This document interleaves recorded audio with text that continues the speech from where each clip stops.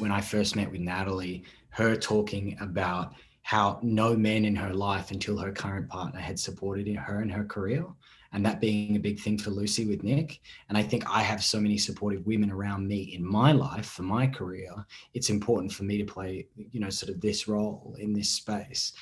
So that was a big sort of subset of, I guess, the general topic of diversity. I think it's an even better time for this to come out than when we made it now, because I think obviously we're coming out of this sort of very dark period of time, and there's this lagging COVID fatigue. And I think this movie will promote and inspire a real moment, or 98 moments, or however many minutes there are, to have escapism and to sort of go into a cinema or wherever you end up watching it and really escape from the world. And hopefully some of that fatigue will turn into catharsis from a sort of easier time before.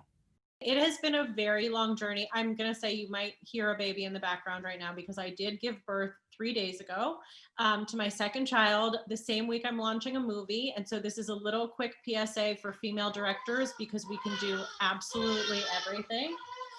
There you go. There's the baby in the other room. So sorry about that. But this movie has indeed been like a labor of love. I wrote the first draft over 10 years ago. I was a struggling writer trying to make it in Hollywood. I had broken up with my boyfriend. I had been fired from my job. I was obviously not doing a great job at life. And, I was sorting through the detritus of my past relationship as I was moving. And that's sort of where the seeds of this idea came from. They kind of grew from that. And I think writing is so often like unfortunately like breaking up with a bad boyfriend. You devote your life to a script and you spend all this time and energy writing and rewriting, and sometimes it's just not meant to be in that moment. Timing is often everything, and so you sort of put it away and you kind of go, okay, like maybe one day I'll revive that beautiful draft. And about 5 years ago, when I was pregnant with my first child, I was approached by No Trace Camping, who were the writers, producers on this project, the producer financiers, on this project. And they said, we really want to make this film. And I sort of treated them like a bad ex-boyfriend. I said, okay, is it going to be different this time though?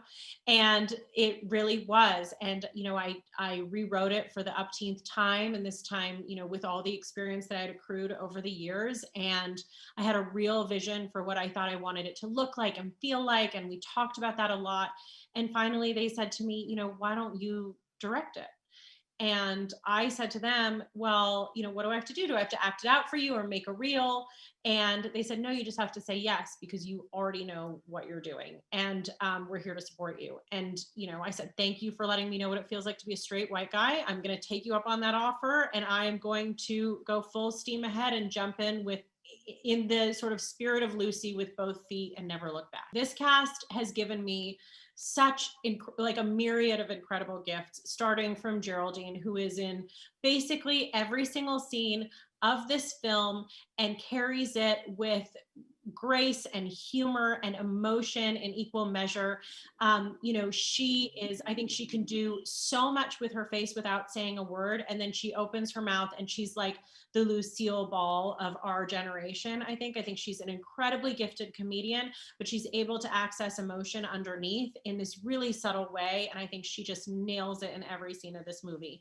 And then we have Dacre, who is, this heartthrob on the outside and who truly on the inside is kind of a shy, timid person. And he accessed that very much in this role. And then we have this cast of just incredible comedians, from Arturo Castro, Ego Nwadem, Philippa Sue, Molly Gordon, Megan Ferguson, these people who each brought kind of their own sort of special weirdness, I think, to the roles that they occupied, and just whatever the size of their part was, just like nailed it and made such an impression every time. It was really special. I think it really added an extra layer of meaning and significance for me to be on a set that is so diverse and to have it not be talked about. I think it was never a conversation of like, do we need to address that she's a brown girl,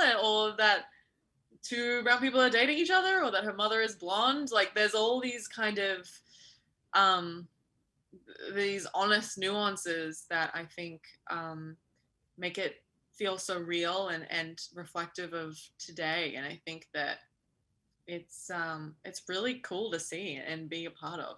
I think we just need to feel good, and this is such a feel good movie. And romantic comedies for me have always been my comfort food. It's always where I turn to.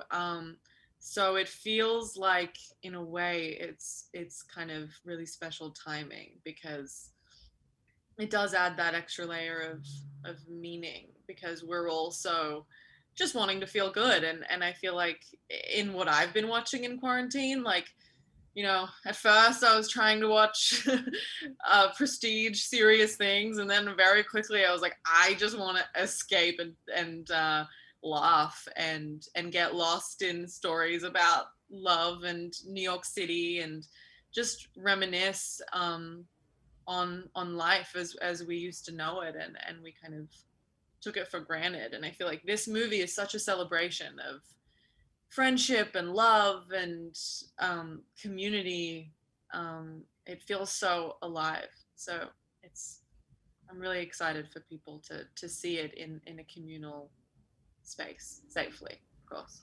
She's unbelievable. I'm in awe of Natalie Krinsky. She had a C-section and then immediately started doing interviews and is releasing a theatrical film worldwide in the same week. I mean, she can do anything, and it's so satisfying to be a part of her journey and to see her fulfill her destiny as a director. I mean, she's grown up Lucy, and she's just she's just the life of the party, and people are so drawn to her, and she just can really inspire the best in people. And I think it just meant on set that everyone was just as enthusiastic as her and wanted to do their best work. And the fact that she was so humble and collaborative with us, and really opened the floor for us to bring our own ideas and thoughts and jokes and to really bring ourselves. I think that was really